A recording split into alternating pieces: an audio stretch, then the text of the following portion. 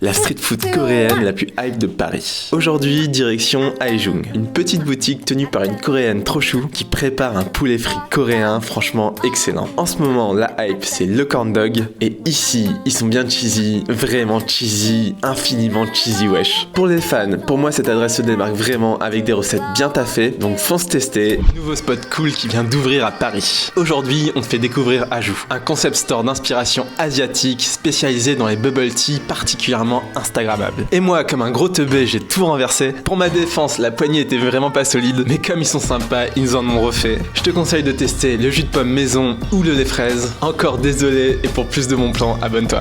Qui est les plus colorés de Paris? De base, le maquis, c'est japonais. Ça a été popularisé en Californie avec des recettes à l'avocat ou à la mangue. Et t'en trouves maintenant à Paris, ici à Cfusion. C'est généreux, c'est hyper gourmand. On bouffe Momo. Alors je sais pas si tu connais, mais c'est des raviolis tibétains. Et ça tombe bien parce qu'il y a Momo House qui vient d'ouvrir et il prépare à la main des superbes raviolis cuits à la vapeur puis sautés à la poêle. La boîte de 6 coûte 8€ et je te conseille les végétariens à la sauce pimentée. Bon appétit et pour plus de bons plans, abonne-toi. Bienvenue chez Monsieur Zhao, installé depuis 10 ans au Canal Saint-Martin. Que des spécialités qui me ramènent à mon voyage en vélo en Asie. Raviolis vapeur dans un bouillon hyper réconfortant. Des nouilles fraîches aux épinards avec une crème de sésame excellente. Et surtout, un truc introuvable à Paris, les momos. Des petits pains toastés fourrés à la viande ou aux légumes. Un sans faute à découvrir d'urgence. Bienvenue au drapeau de la fidélité, ou comme disent les habitués, chez Kwan, un monsieur de 81 ans, hyper apprécié par des générations d'étudiants pour sa cuisine maison hyper accessible, boboon à 7€ et bière à 2 balles. Kwan a toujours apprécié le contact avec la jeunesse. Ancien prof de philo au Vietnam, il est forcé à quitter son pays avec la montée du communisme et un passage en prison. Le nom du resto vient de cette époque, en hommage à l'ancien drapeau du Vietnam auquel il restera à jamais fidèle.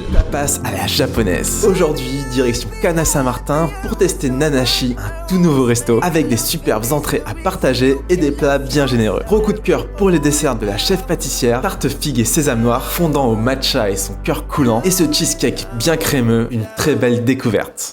Un resto de nouilles géantes. Aujourd'hui, j'ai découvert Nouilles Ceinture, un super resto avec des spécialités de l'ouest de la Chine où tu peux commander des nouilles fraîches XXL préparées devant toi. En plus d'être très généreux et hyper bon, c'est vraiment pas cher. 10€ le plat, un régal. Super Bao, c'est la nouvelle adresse qui a l'ambition de changer le game avec des entrées bien fatos, dont cet excellent œuf poché tamago façon scotch egg, les fameux burgers avec un pain frais et une farine locale, très bien garni et franchement le pain est moelleux et légèrement grillé, excellent, et des desserts très cool aussi, comme cette crème brûlée au thé matcha. On va suivre de très près. Un curry comme au Japon. Kuma, c'est 2 potes d'enfance qui ont ouvert ce tout petit resto de 7 places avec seulement 2 plats à la carte. La spécialité ici, c'est ce délicieux curry hyper doux, légèrement pimenté avec des morceaux de légumes bien fondants, un plat hyper réconfortant que je te conseille de prendre avec le poulet frit, une très belle découverte. Bah ils sont trempés dans du thé.